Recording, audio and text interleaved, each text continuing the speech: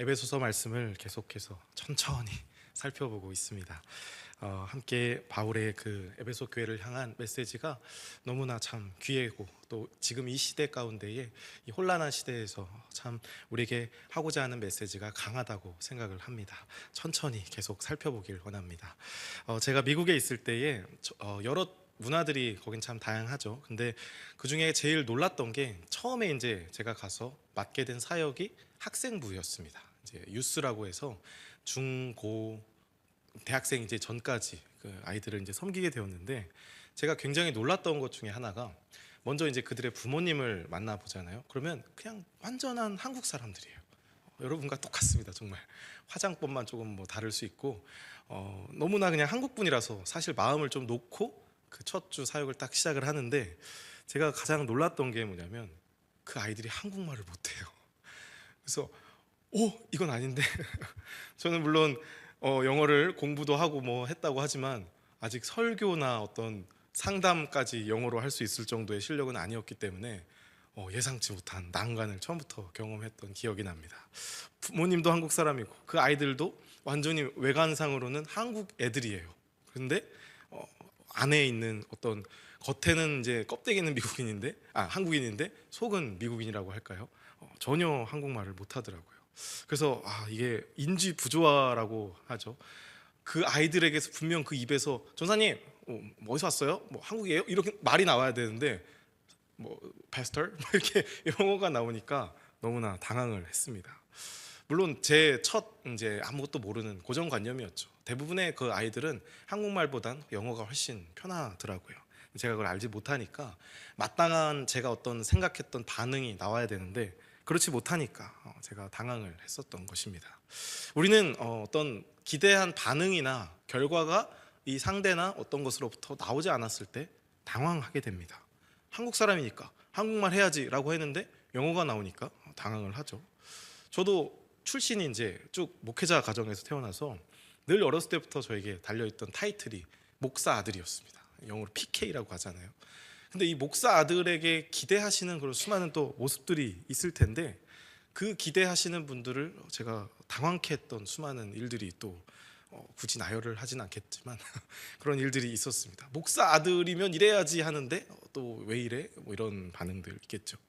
모든 것에는 그에 상응하는 결과물들이 마땅한 나와야 하는 그런 것들이 있다는 거죠. 어떤 식당을 갈 때도 중국 식당을 가면 우린 당연히 중국 음식이 나오길 기대하면서 들어가지 않습니까? 또 물 공장에 가면 물이 나와야 되고, 연탄 공장에서는 연탄이 나와야 됩니다. 우린 그거를 당연하게 여기고 마땅히 여깁니다. 여러분, 우리는 교회입니다. 그럼 교회 역시도 마땅히 보여져야 하는 모습이 있을 것이고 나와야 하는 당연한 것들이 있을 것입니다. 교회라면 말이죠. 세상 모두가 그것을 보고 또 판단을 하고 이야기를 합니다. 그래서 교회가 뭐 잘할 때는 잘했다 칭찬도 하지만 또 부족할 때는 교회가 왜 저러지? 라고 이야기를 편하게 또 하는 거죠. 요즘 시대를 보면은 교회가 참 비난과 조롱을 당하고 있는 것 같습니다. 근데 여러분, 이게 위로가 될지 모르겠는데 교회 역사상 교회는 늘 비난받고 늘 조롱당했습니다. 건강한 교회일수록 더 그랬었죠. 그 이유라고 한다면 어쩌면 그들에게 기대가 있기 때문이 아닐까 싶어요. 뭐 그들에게 물어보진 않아서 잘 모르겠지만 교회라면 마땅히 이래야 되는 거 아니냐라는 어떤 그런 믿지 않는 자들에게도 교회에 대한 인식과 이미지가 있는 것이죠. 여기 이제 모태신앙 분들도 계시지만 믿지 않았다가 이제 하나님을 영접한 분들도 계시지 않습니까?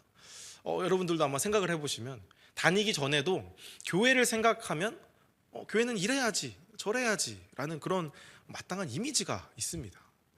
얼마 전에 이제 전화가 왔어요. 갑자기 교회로. 그래서 11시인가 넘었습니다. 그래서 전화가 와서 어떻게 되시죠? 근데 교회가 왜 문이 닫혀 있냐고. 11시에.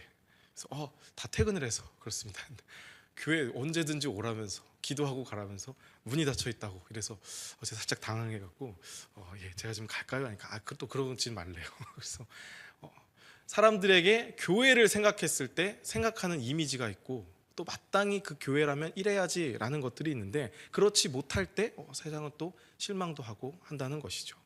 여러분, 교회는 어때야 할까요? 문을 항상 이렇게 열어놔야 될까요? 그게 진정한 교회의 모습일까요? 세상의 기준과 시각이 아닌 성경은 그 교회됨에 어떤 것을 강조를 하고 있는지, 어쩌면 우리가 평생 안고 가야 할, 알고 있음에도 계속해서 되새기고, 그렇지, 우리가 다시 그 길로 나아가야지 하는 것이 바로 이 교회됨의 우리의 숙제가 아닐까 싶습니다.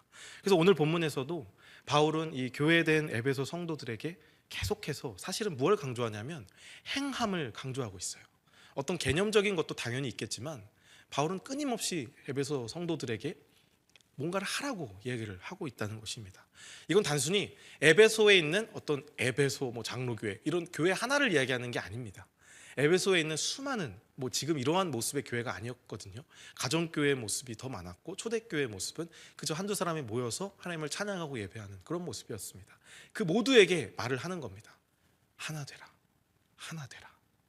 앞서 3장에 걸쳐서 바울이 계속 강조했던 건 하나님의 영원하신 목적이었어요.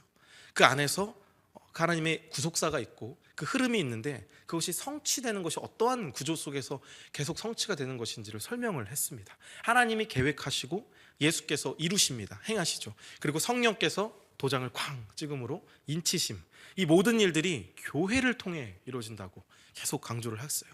그래서 이 교회가 바로 이전에는 나타나지 않았던, 세상이 보고는 있지만 이것이 뭔지는 알 수 없는 그런 미스테리, 비밀과도 같은 존재다.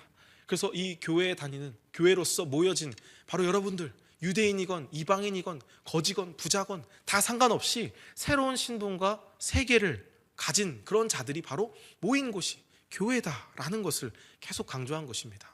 그리고 3장 말미에서 바로 그 교회된 성도들이 하나님의 높이와 깊이와 넓으심을 좀 알았으면 좋겠다라고 바울이 3장에서 기도를 했죠.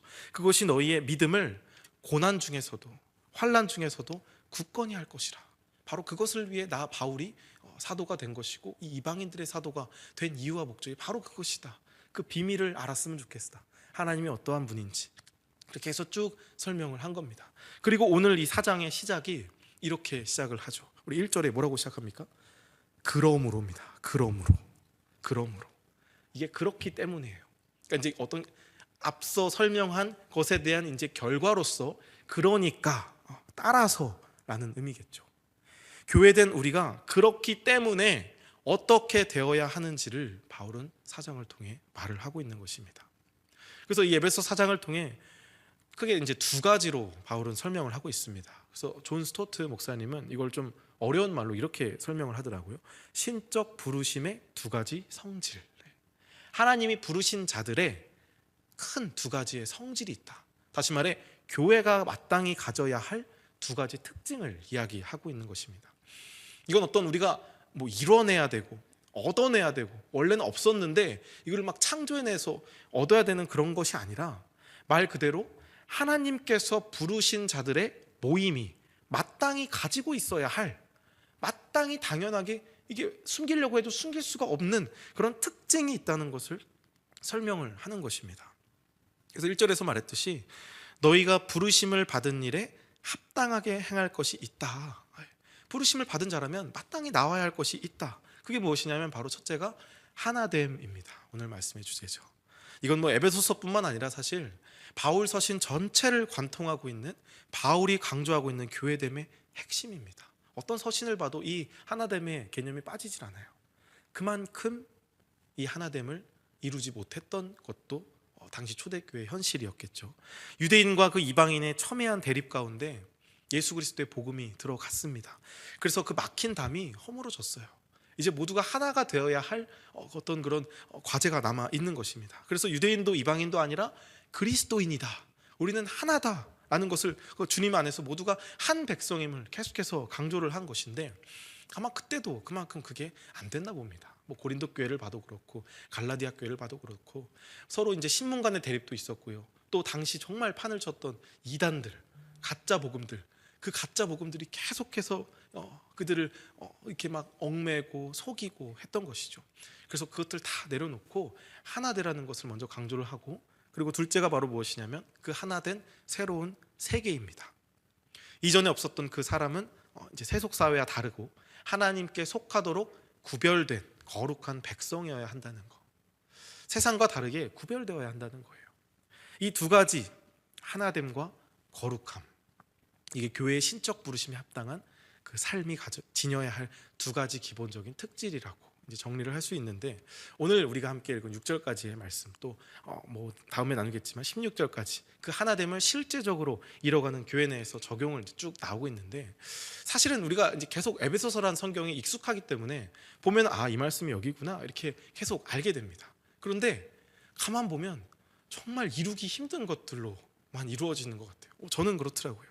어떤 개념적인 것도 그렇고 역할적인 것도 그렇고, 이 교회라는 게 단순히 그냥 이렇게 모여서 하나님을 찬양하고, 어쩌면 그런 단순함 속에서 더 순수함이 있을 수는 있겠지만, 때로는 이런 단순함 때문에 이런 하나님이 요구하시는, 하나님이 정말 원하시는 그런 참된 예배자의 모습을 우리가 쉽게 간과할 수 있겠다라는 생각을 말씀을 묵상하며 하게 됩니다.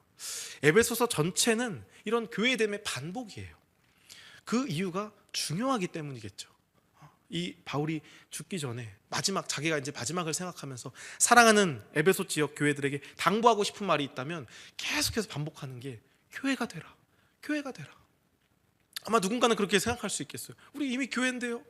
뭐 이게 교회가 아닌 뭡니까? 저 핍박하는 자들이나 좀 뭐라고 해주시지, 왜 자꾸 우리한테 뭐라 하시지?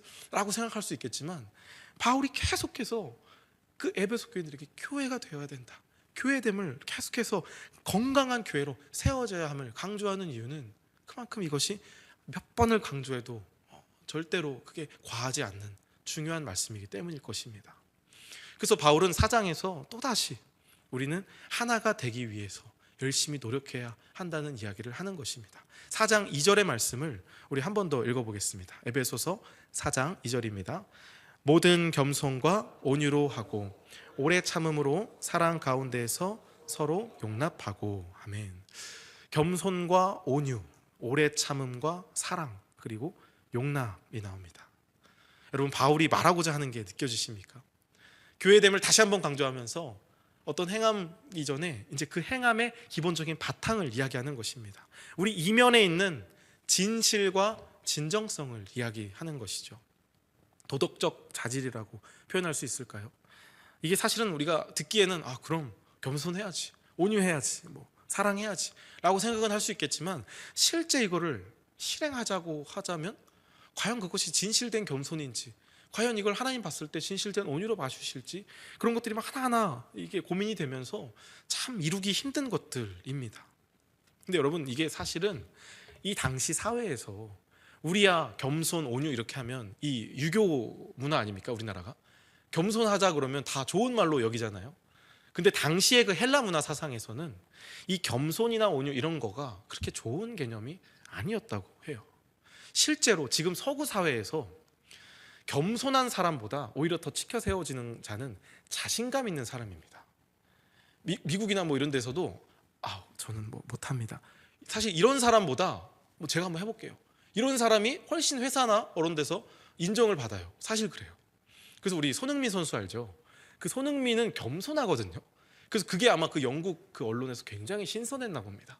그래서 새로운 리더십이다. 실제로 그가 이제 몇 년 동안 토트넘 그 팀에서 이렇게 캡틴을 하지 않았습니까? 이게 외국 사람들한테는 지금까지도 굉장히 좀 생소한 개념이거든요. 근데 당시 고대 사회에서는 겸손이란 덕목이 대단히 멸시되었다고 합니다. 어떤 칭찬이나 사람을 인정할 때 절대로 너 겸손하다 이런 말은 안 했다고 해요. 왜냐하면 이 말 자체가 사실은 비굴하고 굴욕적이고 어떤 종의 굽실거리는 그런 복종이라는 의미로 사용된 단어이기 때문에 겸손이 절대 좋은 의미가 아니었습니다. 근데 이걸 가장 강조하신 분이 누구죠? 예수 그리스도입니다. 나는 겸손과 온유의 종이라고 했잖아요. 바로 우리가 그렇게 겸손해야 하는 그 이유가 예수님이 먼저 그렇게 겸손을 강조했던 거예요. 당시 세상의 어떤 가치관을 뒤집어 엎으셨던 겁니다. 그리스도인의 참된 겸손의 모습을 보여주면서 종된 그 리더십, 그것을 보여주는 본보기가 되어주신 것이죠. 특히나 여기서 말하는 겸손은 어떤 행함의 겸손보다는 마음의 겸손이겠죠. 내가 그리스도 안에 그 있음으로 내가 아닌 다른 사람의 값어치와 진가를 더 높여주고 인정해주는 것. 그러나 우리의 본능은 어떻습니까? 내가 더 드러나길 원하죠. 또 내가 좋아하는 사람을 내가 그렇게 인정해 주는 건 사실 그렇게 어렵지 않습니다. 저 사람 괜찮은 사람이에요. 띄워주는 건 괜찮은데 내가 마음에 들지 않는 사람 있잖아요. 제가? 근데 그 사람을 이렇게 띄워주고 높여주려고 하면은 그건 정말 쉽지 않습니다. 특히나 이런 공개적인 장소에선 더 그렇겠죠. 그리고 그 겸손과 짝꿍, 겸손과 온유로 하라고 하죠. 늘 이 신약에서는 겸손과 온유가 같이 나옵니다. 우리가 모세를 통해서 사실 그 온유함을 묵상했지만, 온유함이라는 게 단순히 그냥 우리가 생각하는 어떤 막 순하고 약하고 이런 것과 동의어가 아님을 우리는 알 수 있죠. 뭔가 막 유들유들하고 순딩순딩해갖고 그게 온유함을 말하는 것이 아니라, 성경이 말하는 온유함은 하나님 앞에서건 사람 앞에서건 어떤 개인적인 권리를 주장하는 것이 아니라 그 성향을 죽이는 걸 말합니다. 내가 권리가 있음에도 불구하고 그 권리를 주장하지 않고, 내가 할 수 있음에도 불구하고 그것을 내려놓고 오히려 다른 사람의 권리, 다른 존재의 권리를 더 지켜 세워주는 거죠. 이건 약한 게 아닙니다. 오히려 강한 자가 가능한 것입니다. 힘을 통제할 줄 아는 사람의 온화함을 말하는 것이겠죠. 이거는 성숙한 자만이 가능한 것입니다. 겸손과 온유는 결국 성숙한 자만이 할 수 있는 걸 말하는 겁니다. 어떤 자신의 개인적인 장점을 하찮게 여길 수 있는 자여야 하고, 남의 장점을 파악해서 그 장점을 높일 줄 아는 자가 겸손할 줄 아는 자입니다. 자신의 개인적인 권리를 하찮게 여기고 남들의 권리를 더 높여주면서 그 공동체 안에서 혹은 속한 곳에서 그 사람을 더 띄워드리고 높여드리고 할 줄 아는 자만이 이룰 수 있는 게 겸손과 온유라는 것이죠. 이게 좀 어렵다면 예수님을 생각하면 되지 않을까 싶습니다. 모든 자신의 장점을 버리시고 자신의 그 하늘 권세, 모든 권리와 능력과 그 권세를 버리셨죠. 그리고 마치 도살장에 끌려가는 어린 양처럼 한마디도 하지 않으시고 그저 우리를 위해 십자가를 달리심으로 그 겸손과 온유를 완성하지 않으셨습니까? 마태복음 11장 29절에서 예수님은 그래서 스스로 자기를 이렇게 소개하십니다. 나는 마음이 온유하고 겸손하니 나의 멍에를 메고 내게 배우라.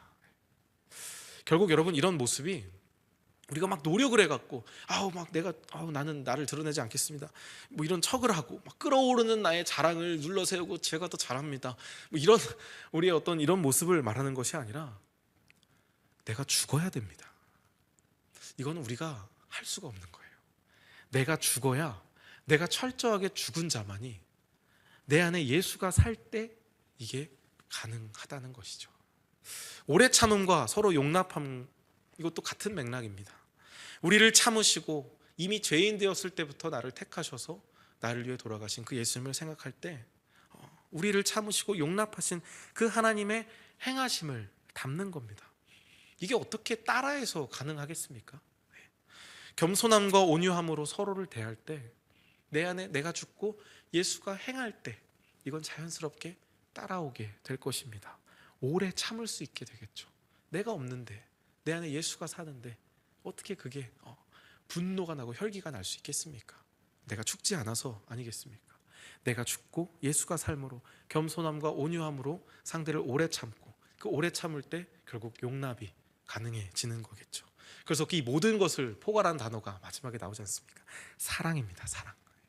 서로 사랑하라는 거죠. 사랑은 결국 서로의 유익을 구하고 공동체의 유익을 구하고 나의 장점보단 상대의 장점을 더 발견하게 하며 나의 권리보다는 상대의 권리를 더 세워주는 역할을 하게 됩니다. 그래서 골로새서 3장 14절에 바울이 말한 겁니다. 이 모든 것 위에 사랑을 더하라. 이는 온전하게 매는 띠니라. 사랑이 우리를 그 하나됨을 묶을 수 있는 그 띠로 역할을 한다는 것입니다. 그래서 여러분, 하나가 되라는 것이 사실은 말은 들었을 때 어떻게 그 하나가 됩니까? 우린 다 다른데 성격도 다르고 참 그 다른 사람끼리 모여 있으면 이게 쉽지 않잖아요. 우리가 편하고 말이 통하는 사람이랑 같이 있고 하면은 그 대화가 재밌고 즐겁습니다. 그 시간이 즐거워요. 그런데 맞지 않는 사람과 자꾸 이렇게 하나 되라고 해서 교회에서 이렇게 모임을 갖고 하는데 그게 어렵습니다. 그런데 이거는 단순히 똑같아지라, 그 사람과 뭐 취향을 같이 하라, 그런 말을 하는 게 아닙니다. 우리가 어떻게 똑같아집니까? 우린 다 다르게 창조되었습니다. 취향도 다르고 성격도 다르고 입맛도 다르고 다 다릅니다. 평생 김치에 밴댕이 젓을 안 넣었는데 어떻게 한순간에 그 밴댕이 젓을 넣은 김치를 먹을 수 있겠습니까? 그런 말을 하는 게 아니라는 거예요. 근데 그러한 오해 때문에 하나됨을 단순히 그냥 똑같아지라는 그런 맥락으로 이해를 할 때 나는 그거 못해. 처음부터 거부를 하게 되는 거 아니겠습니까? 저는 대전에서 와서 하나 이글스 팬입니다. 근데 어떻게 이 전라도 땅에 왔다고 제가 광주 이 기아 타이거즈 그걸 응원을 할 수 있겠습니까? 대전 가시면 광주 응원 하시겠습니까? 그럴 수 없다는 거예요. 그런 얘기를 하는 게 아니라는 것입니다. 취향을 같이 하고 저 사람 뭐 좋아하지? 나도 그럼 저거 좋아해볼까? 뭐 이런 어떤 우리의 1차원적인 개념적으로 하나됨을 이야기하는 것이 아니라는 것입니다. 우린 다 다르지만 그 모든 것 위에 사랑을 더하라는 겁니다. 그 사랑이 그 다른 모든 것을 하나로 묶어주기 때문입니다. 여러분, 한 사람 한 사람이 다르지만 그 장점도 다르고 갖고 있는 권리도 다르고 색깔도 다르지만 그 한 사람 한 사람이 겸손함으로 나의 장점을 하찮게 여기고 또 온유함으로 나의 권리를 하찮게 여기고 그러므로 사랑으로 오래 참음과 용납한다면 그 공동체 하나가 되지 않겠습니까? 다 죽고 예수만 남아있는 거예요. 근데 우리는 다 살고 예수가 어디 갔나 모를 때 그 안에 공동체에 갈등이 있음을 발견하게 됩니다. 설령 연약한 영혼이 있을 수 있죠. 어떻게 그 믿음이 다 강하겠습니까? 그러나 다수가 우리가 먼저 된 자로서 그 하나님을 아는 자로 예수와 함께 죽은 자라면 그 영혼들을 품을 수 있게 되는 것입니다. 그게 교회됨의 원리 아니겠습니까? 새 가족이나 누가 왔을 때 그 영혼들을 품을 수 있는, 내가 죽고 예수가 사는 그 연습을 막 계속해서 하고 내가 그것을 추구하며 나아가기 때문에 성령 안에서 하나됨을 경험할 수 있게 되는 것입니다. 이게 왜 가능하게 되냐면 하나님이 먼저 우리에게 그렇게 행하셨기 때문입니다. 여러분, 왜 하나됨이 중요한가? 왜 교회는 하나 되어야 하는가? 바울은 이어서 말합니다. 3절부터 6절까지 우리 한번 같이 읽어보겠습니다. 에베소 4장 3절에서 6절까지 함께 읽겠습니다. 평안에 매는 줄로 성령이 하나 되게 하신 것을 몸이 하나요 성령도 한 분이시니 이와 같이 너희가 부르심의 한 소망 안에서 부르심을 받았느니라. 주도 한 분이시요 믿음도 하나요 세례도 하나요 하나님도 한 분이시니 곧 만유의 아버지시라. 만유 위에 계시고 만유를 통일하시고 만유 가운데 계시도다. 아멘. 이 짧은 3절 가운데에서 무려 8번이나 반복되는 단어가 있습니다. 바로 하나입니다. 하나. 한마디로 말하자면 왜 교회가 하나가 되어야 하는가? 하나님이 한 분이시기 때문입니다. 여러분, 바울이 말하는 건 특별히 삼위일체의 하나됨입니다. 4절에서 몸이 하나라죠. 성령도 한 분이시고 몸이 하나라는 건 즉 교회, 그리스도의 몸, 이것이 하나라는 거예요. 유대인 신자와 이방인 신자가 섞여 있는 너무나도 다를 수밖에 없는 그들이지만 하나라는 겁니다. 왜 하나냐? 비록 그 모습은 다를지라도 머리 되신 예수 그리스도 안에서 각 지체의 역할을 우리가 감당하고 있다고 우리가 에베소서에서도 계속 강조하고 있는 게 그거 아닙니까? 손가락과 귀는 같지 않습니다. 발가락과 제 어떤 배도 같지 않아요. 그러나 접니다. 하나입니다. 같은 심장에서 뿜뿜하면 그 혈관을 따라서 이루어지고 있는 저입니다. 모습은 다르고 역할은 다르지만 하나입니다. 그게 이제 이어서 에베소서 4장 후반부에 나오는 그 얘기인데 그들은 모두 이제 바울은 그것을 삼위일체 안에서 설명을 하고 있는 거예요. 한 성령 안에 있기 때문에 하나라는 것입니다. 고린도전서 12장 13절에도 이렇게 말합니다. 우리가 유대인이나 헬라인이나 종이나 자유인이나 다 한 성령으로 세례를 받아 한 몸이 되었고 또 다 한 성령을 마시게 하셨느니라. 아멘. 여러분, 성령이 하나인 줄 믿으십니까? 그럼 우리도 하나입니다. 그리고 주님도 한 분이심을 믿으십니까? 그럼 우리도 하나일 수밖에 없는 것입니다. 이 예수, 저 예수 믿는 게 아니잖아요. 뭐 미국이건 아프리카건 저기 뭐 사우디건 그 거기에 있는 교회가 한 하나님을 보고 한 성령으로 세례를 받았다면 그들도 우리와 하나일 수밖에 없다는 것입니다. 오직 예수 그리스도 한 분을 믿기 때문에 그 믿음도 하나고, 우리가 세례를 받는 것도 같은 예수 그리스도 안에 들어가는 것이고, 우리가 한 소망을 갖고 있기 때문에 오직 오실 예수 그리스도 한 분을 바라보며 나아가는 우리 아닙니까? 그 기대와 소망이 하나이기 때문에 우리는 하나라는 것입니다. 그리고 말할 것도 없죠. 하나님도 한 분이시기 때문에, 그가 만유 위에 계시고 만유를 통일하고 계시고 그 만유 가운데 계시기 때문에, 교회라면 예수 사랑교회건 무슨 사랑교회건 어떤 교회건 우리는 하나라는 것입니다. 절대로 다를 수가 없다는 것입니다. 여러분, 하나님을 여럿으로 만들 수 없는 것과 마찬가지로 교회를 여럿으로 만들 수 없는 것입니다. 단 한 분이신 하나님이 계시다면 교회는 단 하나의 교회여야 한다는 것입니다. 그럼 질문이 생기죠. 그럼 다 연합해야 되는 겁니까? 한 곳에서 월드컵 경기장이라도 빌려야 하는 것인지, 그런 말이 아니죠. 비록 지역적으로나 연령대, 사람들에 따라 보여지는 성향이나 모습에 따라서 이 교회 저 교회 다르게 세워질 수 있습니다. 전 세계에도 얼마나 많은 교회들이 있습니까? 우리나라만 해도, 이 여수 땅에도 굉장히 다양한 많은 교회가 있겠죠. 그런 수많은 모습들이 있을 수 있지만 근본적인 이야기를 하는 겁니다. 교회라면 하나라는 거예요. 머리 대신 그리스도와 각 지체로 이루어진 하나님의 교회, 그리고 그 주인은 하나님이시죠. 때로 이런 교회 간의 갈등이 보일 수 있습니다. 연약함이 보여질 수 있습니다. 얼룩진 모습들이 당연히 보여질 수 있죠. 그래서 사람들은 말합니다. 그것을 보면서 교회가 저래, 저거 교회 아니야, 이런 얘기를 할 수 있는데, 아니요, 그건 어쩌면 우리 인간이 보일 수 있는 죄악된 한계일 수 있습니다. 어쩌면 사도 바울도 그래서 이것을 인지하고 있기 때문에 계속해서 그런 교회 하나됨을 말한 거 아니겠습니까? 교회가 정말 모습들이 다양해요. 그리고 사실은 우리의 아직 그 죄악된, 우리가 맞다는 그 생각들, 그래서 서로가 막 판단을 하지 않습니까? 그래서 교단도 많이 갈라지고, 이게 우리의 현실입니다. 우린 여전히 죄인입니다. 그러나 여러분, 우리는 여전히 죄인이지만 하나님께서 우리를 이미 의인으로 완성하신 분인 줄 믿습니다. 그렇기 때문에 우리는 3절의 말씀처럼 평안의 맨눈줄로 성령이 하나 되게 하신 것을 뭘 하라고요? 힘써 지켜야 하는 존재들입니다. 이미 이루셨지만 아직 완성되지 않는 그 긴장감 속에서 우리가 해야 될 일이 바로 힘써 지키는 것입니다. 그런데 사실 좀 이상하지 않습니까? 이 말을 잘 보면 성령이 하나 되게 하셨대요. 그러면 성령님은 완전하신 분이시기 때문에 당신이 그 모든 것을 사실 완전하게 하실 수 있는데, 그걸 우리 보고 힘써 지키라고 말씀을 하시는 겁니다. 4절부터 6절까지 그 교회의 하나됨이 성부, 성자, 성령께서 하나시니까 그 하나됨은 당연한 것이라, 그 교회의 하나됨은 마땅한 것이라, 온전히 성령이 하시는 일이라고 말은 하지만, 바울은 우리 보고 그걸 힘써 지키라고 말을 하면서 마치 이것이 분열의 가능성이 동시에 있다는 것을 이야기하고 있는 것처럼 들린다는 것입니다. 마치 우리가 지키지 않으면, 그 하나됨을 힘쓰지 않으면 그 교회의 하나됨이 깨질 수도 있다는 이런 뉘앙스의 이야기로 들린다는 것이죠. 대체 무슨 말일까요? 교회의 하나됨은 당연하다면서 우리 보고 그 하나됨을 지키라고 말하는 건, 그 당연한 것을 우리가 해도 안 해도 어차피 하나 될 건데 그걸 우리 보고 힘쓰라고 지킨다는 게, 이게 약간 모순처럼 들릴 수 있다는 것입니다.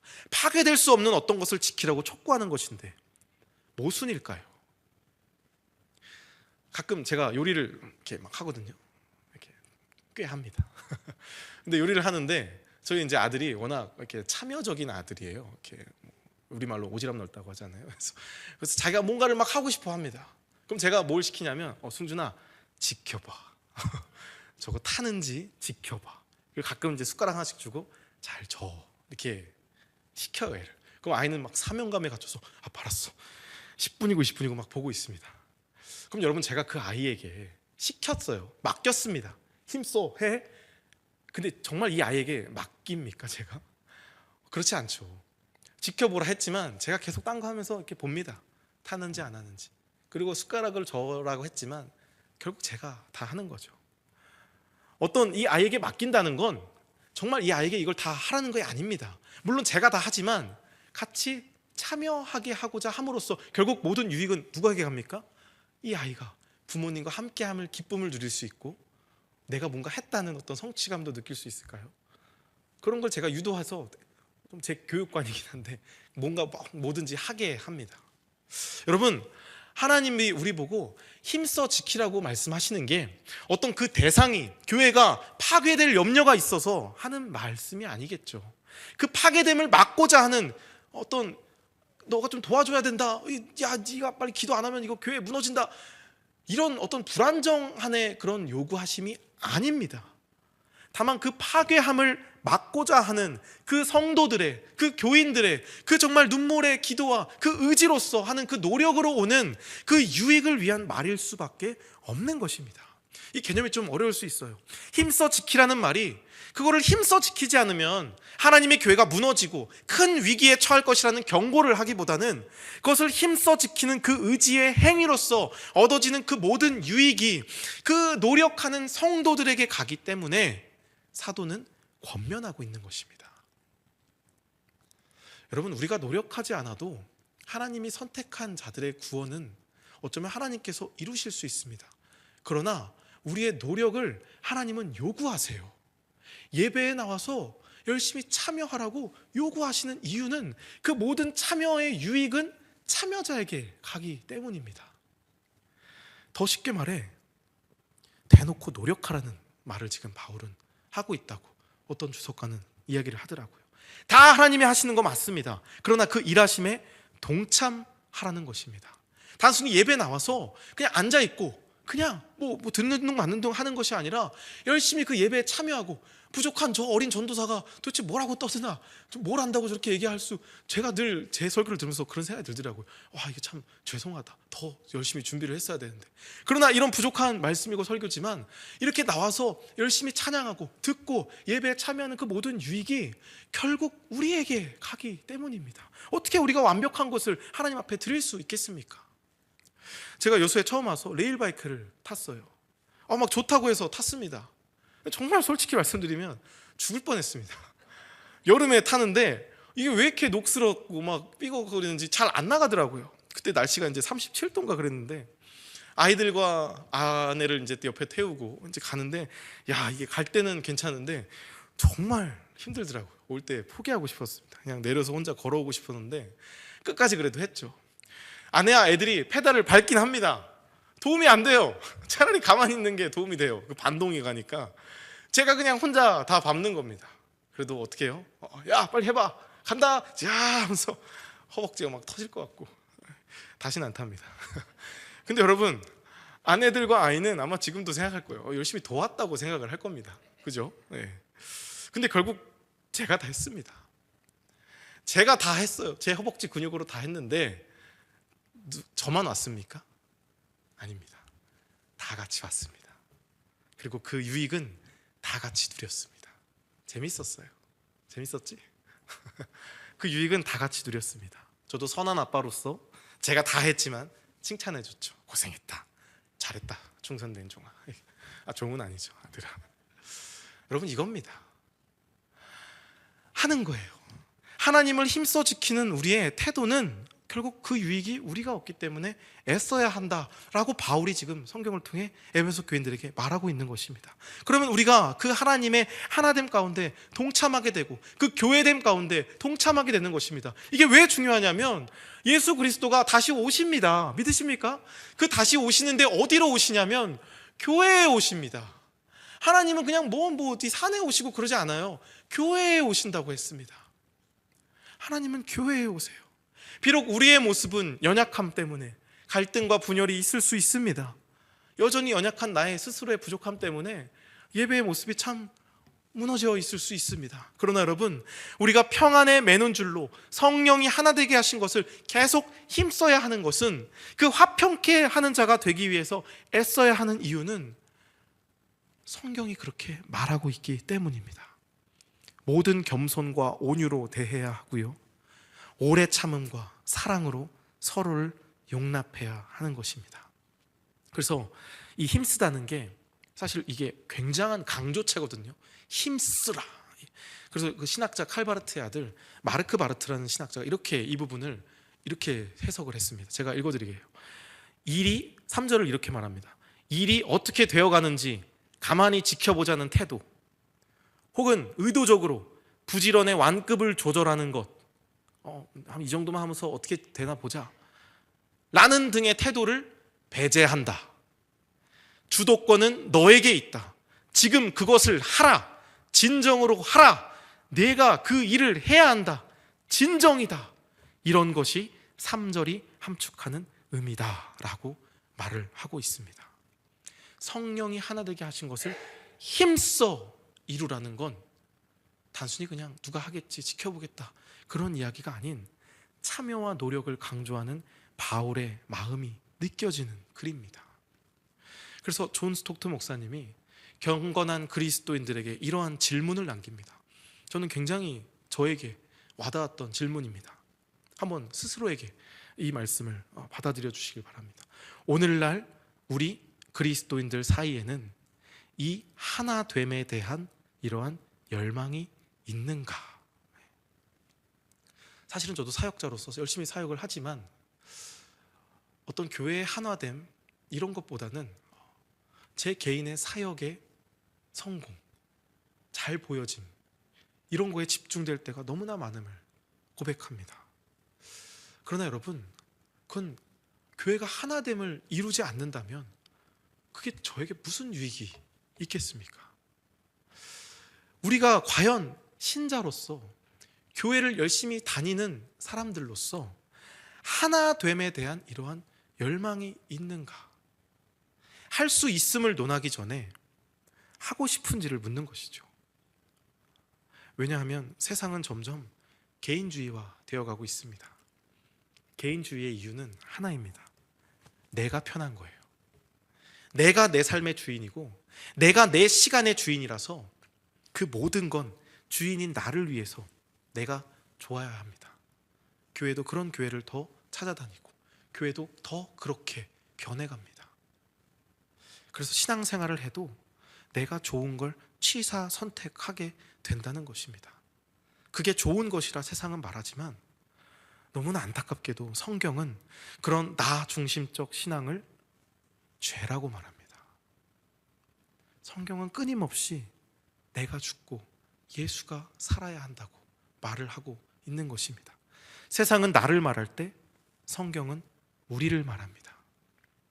C.S. 루이스는 겸손을 이렇게 말했습니다. 자신을 낮게 생각하는 게 아니라 적게 생각하는 것이다. 이해가 되시나요?